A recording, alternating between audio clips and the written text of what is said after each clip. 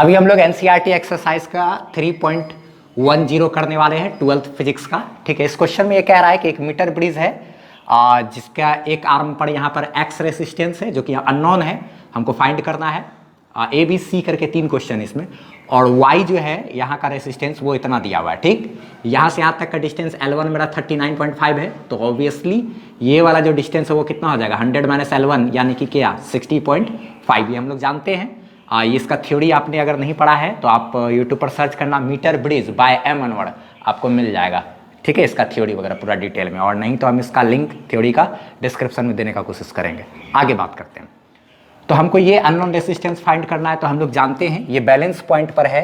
तो balance point पर है तो जाहिर सी बात है ये रेशियो बराबर होता है, यानी कि क्या ए नंबर जो सॉल्व कर रहे हैं तो x by Y is equal to इतना बटे इतना 39.5 डिवाइडेड बाई क्या 60.5 लिख सकते हैं। ये पॉइंट और पॉइंट उड़ जाएगा क्या, तो x हमको फाइंड करना है, y की जगह पे हम लोग 12.5 इज इक्वल टू ये पॉइंट और ये पॉइंट खत्म हो गया 395 बाय 605 ये हो गया। अब इधर ये मल्टीप्लाई हो जाएगा तो x बराबर ये इधर मल्टीप्लाई हो गया 12.5 इंटू 395, ये पॉइंट उड़ जाएगा ना।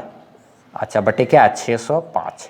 आगे हम लोग बात करें अगर तो x इज इक्वल टू ये हो जाएगा 4937.5 डिवाइडेड बाय 605।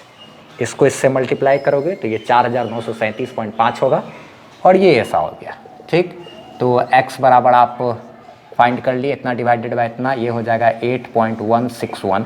आगे इसी को हम लोग क्या लेते हैं अप्रॉक्स में लिख सकते हैं ये 1 है तो इसके बाद 5 से ज़्यादा अंक रहता है तो उसको बढ़ा देते हैं ना, इतना ओम आंसर है। एनसीईआरटी से आंसर मैच कर गया।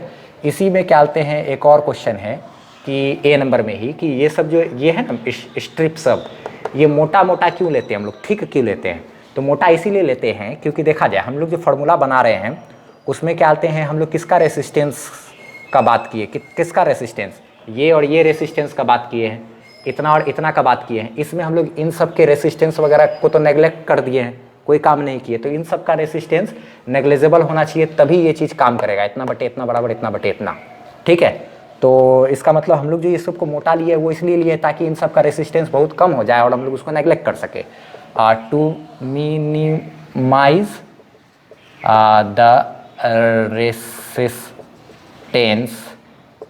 ऑफ स्ट्रिप्स, ये सब जो क्या थे ये जो स्ट्रिप है ना मेटल स्ट्रिप, इन सब का रेसिस्टेंस को कम करने के लिए हम लोग मोटा इसको लेते हैं। क्योंकि रेसिस्टेंस का बराबर फॉर्मूला क्या होता है रो इंटू एल बाई ए। मोटा करेंगे इसको, इसका मतलब क्रॉस सेक्शनल एरिया इसका क्या हो जाएगा, ये जितना मोटा होगा ये क्रॉस सेक्शनल एरिया उतना ज़्यादा हो जाएगा ना, थिकनेस उतना ज़्यादा ना होगा, तो ये क्रॉस सेक्शनल एरिया बढ़ाने से मेरा रेसिस्टेंस क्या हो गया कम। इसीलिए हम लोग क्या करते हैं इसको मोटा लेते हैं ताकि क्रॉस सेक्शनल एरिया ज़्यादा हो जाए और ये सब का रेसिस्टेंस कम हो जाए, और इन सब का रेसिस्टेंस का हमको यहाँ पे चर्चा ना करना पड़े, तभी तो इतना बटे इतना बराबर इतना बटे इतना होगा। बी नंबर क्वेश्चन में बात करते हैं। बी नंबर क्वेश्चन में बोल रहा है कि अगर इन दोनों को इंटरचेंज कर दे तो मेरा नल पॉइंट जो है ए से कितनी दूरी पर मिलेगा। तो देखो जरा सा, इसको आप इंटरचेंज करोगे तो डेफिनेटली ये भी क्या हो जाएगा इंटरचेंज हो जाएगा, सिंपल। तो क्या कहते हैं इंटरचेंज हो जाएगा, यानी कि क्या हो जाएगा, अगर मान लो ये इधर मेरा x हो गया और इधर क्या हो गया y हो गया, तो ये जो डिस्टेंस है मेरा ये क्या हो जाएगा इंटरचेंज हो जाएगा। यानी कि क्या, यानी कि यहाँ से यहाँ तक जो है ये 60.5 और यहाँ से यहाँ तक जो है ये 39.5 बन जाएगा। तभी तो सब कुछ मेंटेन रहेगा। क्या रेशियो बराबर होना ना चाहिए भाई। अभी भी क्या हो जाएगा y by X is equal to क्या 60.5 डिवाइडेड बाय 39.5, ये सेम टू सेम इसी के जैसा है कि नहीं। इसको आप पलटो तो x by Y is equal to क्या लिख सकते हो 39.5 डिवाइडेड बाय 60.5, जो अभी पहले रेशियो था उसी के जैसा है कि नहीं, यही वाला के जैसा है कि नहीं। ये भी बात रखो तो वही चीज़ रहता है कि नहीं, ये लिखो चाहे ये लिखो बात तो एक ही है। और अभी भी ऐसे ही रहेगा, नल पॉइंट जैसे का ऐसे ही, कोई दिक्कत नहीं। आप इधर का इंटरचेंज किए तो ध्यान रखना है आपको हमेशा इधर वाला भी क्या हो जाएगा इंटरचेंज कर जाएगा। तो देयरफॉर नल पॉइंट कहाँ होगा, point will be at L1 is equal to 60.5 इतना सेंटीमीटर फ्रॉम ए ना, यहाँ से कितना 60.5 सेंटीमीटर पे होगा। ठीक है, आगे बात करते हैं C number. C number question में ये कह रहा है क्या कि ये जो बैटरी है ना इसको और इस गैल्वेनोमीटर को दोनों को इंटरचेंज कर दो आप, तो क्या फ़र्क पड़ेगा, तो क्या गैल्वेनोमीटर में कोई करंट शो करेगा। मतलब जैसे कि आप यहाँ पर बैटरी लगा दो, यहाँ पर क्या कर दो, यहाँ पर क्या स्विच वगैरह के साथ मान लो क्या बोलते यहाँ पर क्या किए, स्विच लगा दिए और यहाँ पे क्या किए, बैटरी लगा दिए, बैटरी के साथ स्विच रहता है, और यहाँ पर आप क्या किए हो, इस ब्रांच में गैल्वेनोमीटर फिट कर दिए हो। ठीक है, बैटरी को यहाँ से उठा के इधर कर दिए और गैल्वेनोमीटर को यहाँ से उठा के यहाँ कर दिए।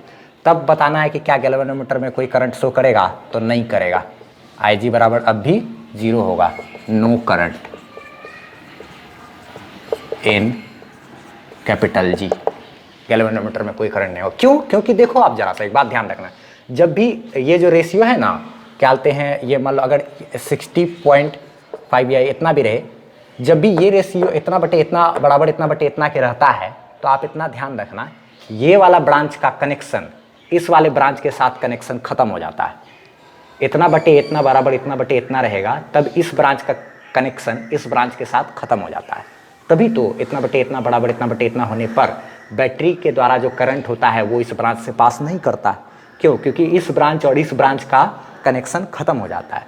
तो सेम उसी तरीके से अगर हम लोग बैटरी भी अगर दिए हैं इस ब्रांच में, तो इतना बटे इतना और इतना बटे इतना बराबर होने पर इस ब्रांच का कनेक्शन इस ब्रांच के साथ रहेगा नहीं, तो ये जो करंट पैदा करेगा इस ब्रांच को मिलेगा नहीं। जिस प्रकार कि ये जो इस ब्रांच में जो करंट पैदा हो रहा था वो इस ब्रांच को नहीं मिल रहा था, सेम उसी तरीके से इस ब्रांच में जो करंट पैदा हो रहा है वो इस ब्रांच को नहीं मिलेगा ना। और गैल्वेनोमीटर में करंट क्या हो जाएगा, 0। इसके थ्योरी का लिंक वगैरह आप चाहो तो देख सकते हो, मीटर ब्रिज बाय एमन वर्ल्ड लिख करके सर्च कर सकते हो। कोई भी टॉपिक में आपको प्रॉब्लम हो, थ्योरी में प्रॉब्लम हो, वो टॉपिक का नाम बाय एमन वर्ल्ड लिख करके सर्च करोगे तो आपको मिल जाएगा। और प्लेलिस्ट मेरा विजिट कर सकते हो, वहाँ से आप थ्योरी वगैरह देख सकते हो और NCERT एक्सरसाइज एग्जाम्पल वगैरह वो सब चीज़ कर सकते हो। सॉल्यूशन ठीक लगा हो तो सब्सक्राइब करते हुए जाना है।